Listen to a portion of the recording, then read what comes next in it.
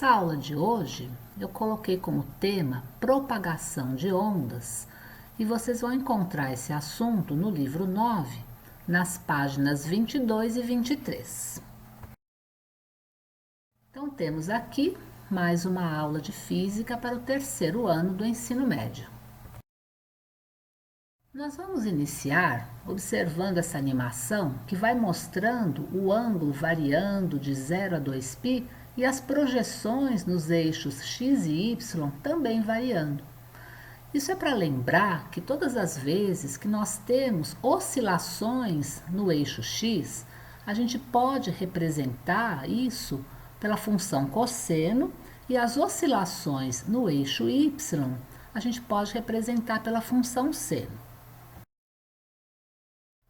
Essa outra imagem está mostrando uma mola com um peso pendurado ali e essa mola está fazendo um movimento de oscilação, movimento harmônico simples, no caso ali representado. E se a gente fosse registrando em um papel preso ali, assim que vai girando à medida que o tempo vai passando, e a gente fosse marcando, as posições altas e baixas que essa mola vai fazendo, no decorrer do movimento oscilatório, a gente teria um gráfico como esse que está mostrado ali, indicando, ao longo do tempo, essas posições do objeto que está oscilando ali na vertical.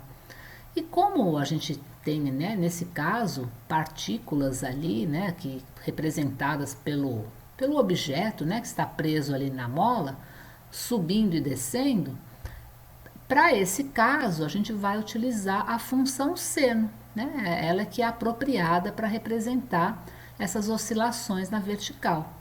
Então nós já tínhamos visto, quando estudamos lá no começo, o movimento harmônico simples, o caso do oscilador na horizontal, e naquele caso a gente utilizava o cosseno como função, e agora nesse outro caso será o seno.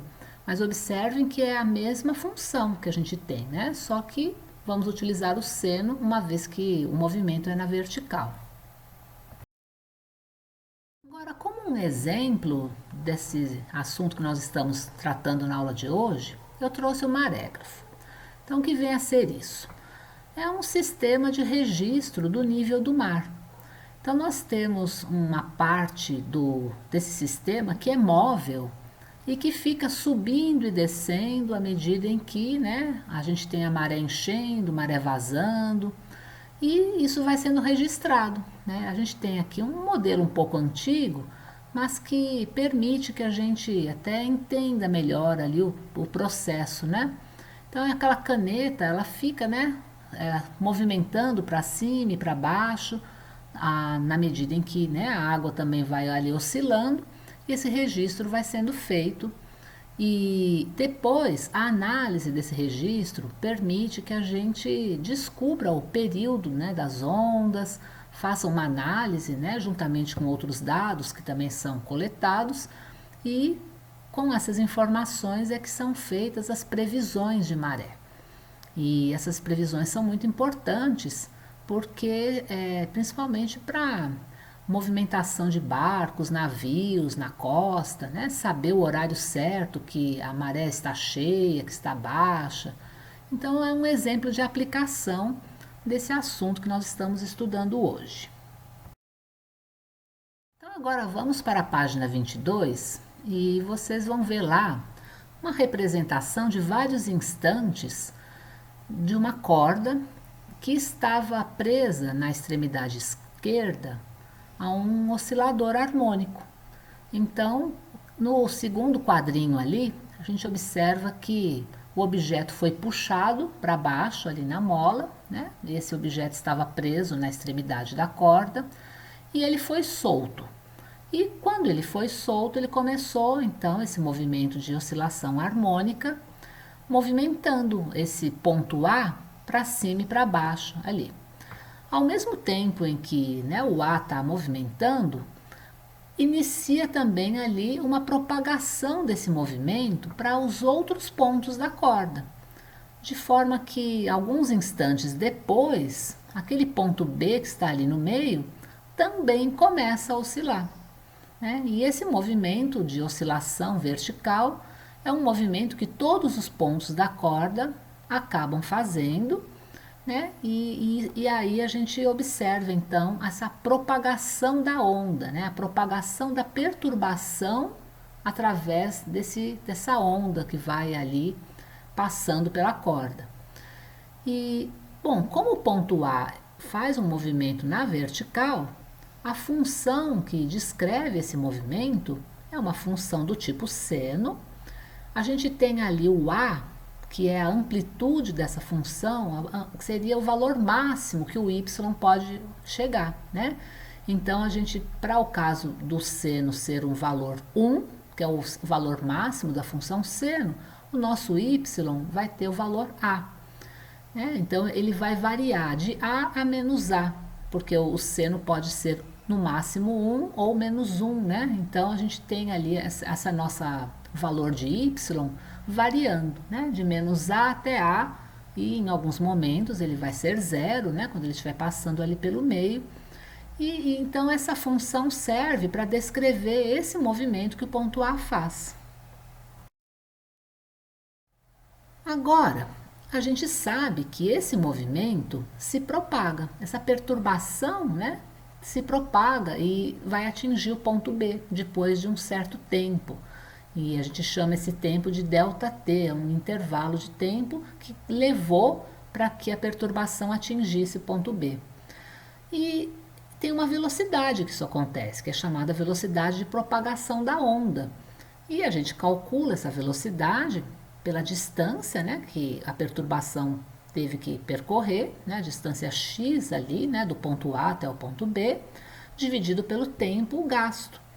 E se eu quiser saber qual é o tempo, eu posso isolar, né, ali o ΔT nessa minha expressão e calcular dividindo então essa distância entre os dois pontos pela velocidade com que a onda se propaga. Então, eu teria, né, conhecendo a velocidade, eu posso descobrir o intervalo de tempo que levou para a perturbação atingir o ponto B. E como que seria uma equação para o ponto B? Então, o que a gente precisa perceber é que o que ocorre no ponto B está sempre atrasado em relação ao que ocorre no ponto A. Então, tudo que acontece no A, depois de um certo tempo, vai acontecer no B, né? Então, aquilo que está acontecendo agora no B é aquilo que aconteceu no A alguns instantes antes. Então, para escrever a equação do ponto B, eu vou escrever aquela mesma equação, né, que eu tinha para o ponto A, só que no lugar de T, eu vou colocar T menos ΔT. E isso é assim porque é aquilo que aconteceu lá no A, só que antes, né? Aquilo que aconteceu antes no ponto A está acontecendo agora no ponto B. Bom, agora, aquilo que a gente fez para o ponto B, nós podemos generalizar para um ponto X qualquer da corda. Então, é isso que a gente vai chegar agora, né, a desenvolver aqui. E no lugar ali onde a gente tinha o nosso ΔT, a gente viu alguns slides atrás que poderíamos calcular dividindo a distância x pela velocidade v, né, com que a perturbação está se propagando ali na corda. E eu vou então fazer essa substituição porque eu quero chegar no final numa equação que seja a função do x e do tempo. E aí, né, eu posso escolher o x que eu quero e o instante que eu tenho interesse para poder determinar o meu y, que seria a altura, né, a altura desse ponto num certo tempo. Outra coisa que eu faço é pegar aquele período que está ali dividindo o parênteses, né, ele está em evidência ali antes do parênteses, ele está dividindo o 2π, mas isso tudo está multiplicando ali o parênteses. Aí esse período então que estava ali no denominador, eu vou colocar para dentro do parênteses e ele vai passar a dividir o tempo e o x, né? Juntamente com a velocidade ali, ele está dividindo o x também. E por que eu faço isso? Eu faço isso porque eu sei que velocidade de propagação de uma onda é o comprimento dela dividido pelo período. E que período vezes velocidade é o comprimento, né? Passando o período multiplicando a velocidade, o que eu tenho é o comprimento da onda. Então, aquilo que eu tenho dividindo o x ali, nada mais é que o comprimento da onda. E aí eu cheguei então numa expressão que vai me fornecer o valor de y, ou seja, as alturas, né, ali dos pontos que estão oscilando na corda. Então eu posso calcular esse valor de y para qualquer x que eu queira, em qualquer instante que eu queira. Então é isso que é essa expressão. Então eu coloquei aqui, né, para a gente gravar bem o que é cada coisa ali na nossa função. Então o que é essa função? Ela serve para descrever uma onda unidimensional. Se eu tivesse uma onda bidimensional, eu teria que ter nesse meu y, x, z e t, pensando assim, né, tendo assim duas dimensões espaciais e uma temporal. Essa daqui, né, ela serve para a gente fazer previsões de ondas que se propagam em apenas uma dimensão. Então a gente vai escolher qual é o ponto ao longo de uma linha, né? Por isso que no nosso exemplo nós temos uma corda, né? Que é uma propagação em uma dimensão. Então escolhemos qual ponto nós estamos interessados e qual instante que nós estamos interessados. Fazendo a substituição ali, conseguimos descobrir em que altura aquele ponto vai estar naquele instante. E podemos fazer alguns exercícios agora, né, para colocar então em prática isso que a gente aprendeu. Então eu deixei ali em cima, no alto, essa expressão, né, que é a função para um ponto qualquer x num instante t, né, a função seno, e o exercício 1 da página 23 traz ali duas funções de duas ondas diferentes que se propagam, né, ali em um certo meio. Pede para a gente considerar tanto o x quanto o y que estão em centímetros e que o t está em segundos. Então, os valores numéricos que estão, né, ali nas ondas A e B estão em centímetros e segundos. E a primeira coisa que ele quer saber é a amplitude, né, a amplitude dessas duas ondas. E isso é muito fácil, é só a gente olhar qual é o valor numérico que está multiplicando a função seno. Então a gente vê, né, que no caso da primeira onda é 2 e no caso da segunda onda é 8. Como ele falou que está tudo em centímetros, né? Então a gente vai colocar 2 e 8 centímetros como sendo as amplitudes de A e B. Aí a segunda coisa que ele quer saber é o período. E o período é sempre o valor que está dividindo o tempo ali na nossa fórmula, né? Nessa nossa função. Então a gente vê que no caso da onda A gente tem o valor de 10 ali dividindo o tempo A. No caso da onda B, a gente não tem um número dividindo. A gente olha e fala, mas não tem nada dividindo. Na verdade, tem sim, né? O número que divide o tempo B é o número 1 sobre 20. Como é um número 1 sobre 20, a gente pode dizer que, né, o 20 ele acaba passando ali, multiplicando o tempo, né? Porque a gente, quando tem uma divisão por uma fração, a gente pode passar essa fração multiplicando invertida. Então, na verdade, o que a gente tem ali dividindo o tempo B é o número 1 sobre 20. Então, aqui a gente poderia pensar, né, dessa maneira, né?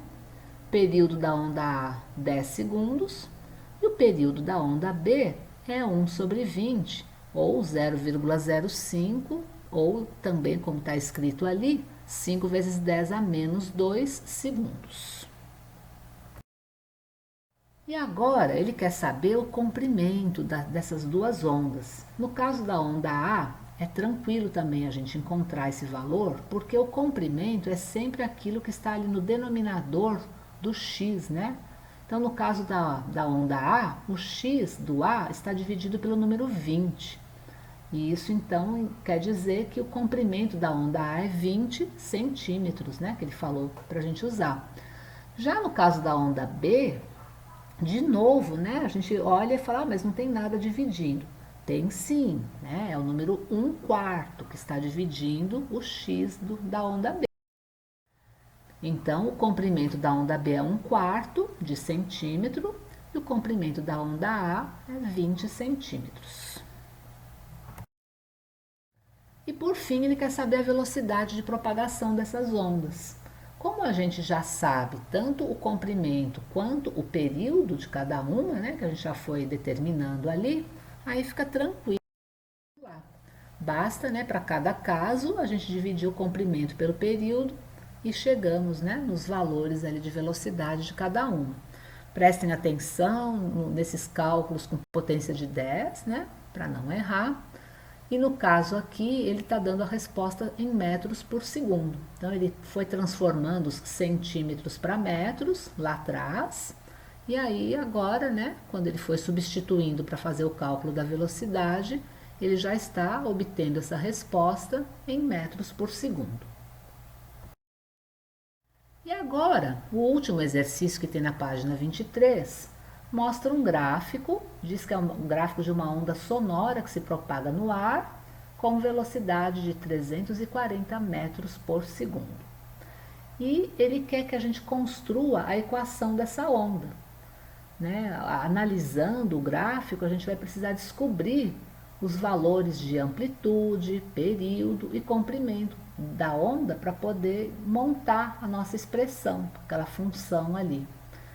E aí a gente vai analisando então o nosso gráfico e vemos aqui que nós temos essa distância, né, do começo da onda até o momento em que ela começa a repetir o movimento.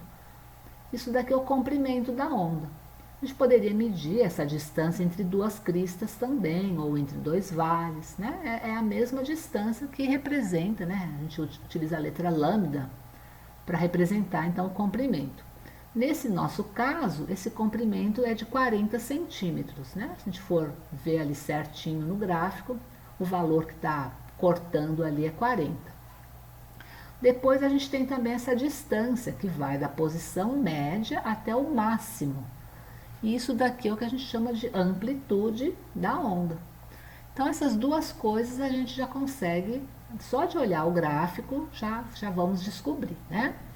E eu estou deixando essas informações em metros, então 40 centímetros corresponde a 0,4 metros e 20 centímetros a 0,2 metros.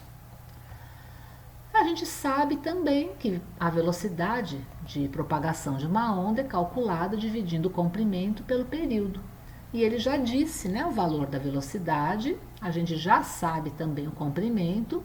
Com isso, substituindo, né, ali 340 metros por segundo igual a 0,4 metros, né, que é o comprimento da onda, dividido pelo período, a gente isola ali o t e descobre que esse período corresponde a 1 sobre 850. A gente poderia fazer esse cálculo, né? Dividir ali o 0,4 pelo 340, né? E chegar num valor, mas para ficar só escrito de uma maneira mais elegante, digamos assim, a gente pode fazer essa simplificação, né? Dividir ali o numerador e o denominador por 0,4 e chegar nesse número, né, que é 1 dividido por 850. Aí agora a gente faz a substituição, né? A amplitude é 0,2, o comprimento é 0,4 e ali, né, na substituição do período, como a gente teria que colocar 1 sobre 850 ali embaixo, a gente vai inverter essa fração, né, multiplicar ali o tempo pela fração invertida e aí ficamos então com 850t dividido por 1. E ainda falta agora a gente descobrir o θ zero, né? Quanto que é o θ zero? Como que eu faço, né, para saber o valor do θ zero? Aí a gente precisa olhar o primeiro instante que tem ali, né, o primeiro ponto que tem ali no nosso gráfico, e ele sai do zero, né? Então, se ali o começo da nossa onda ela está no zero, então é porque no instante inicial ali o seno foi zero, né? E para o seno ser zero, quer dizer, o tempo inicial sendo zero e o x também sendo zero, né? Um pedaço ali que já tem o tempo e o x já vai zerar. Mas ainda, né, para que o seno seja zero, o θ zero também tem que ser um ângulo que forneça o valor zero para o seno. E aí a gente tem algumas opções. Então, esse θ zero poderia ser o próprio zero, né? Porque se o tempo for zero, o x for zero, e aí para que o seno seja zero, a gente também tem que ter, o ângulo também tem que ser zero. Mas além do ângulo zero, o seno também assume o valor zero para π, 2π, múltiplos, né? Múltiplos de π. Então, qualquer um desses serviria, né, para a gente colocar ali na nossa função. E aí, então, está resolvido o exercício 5.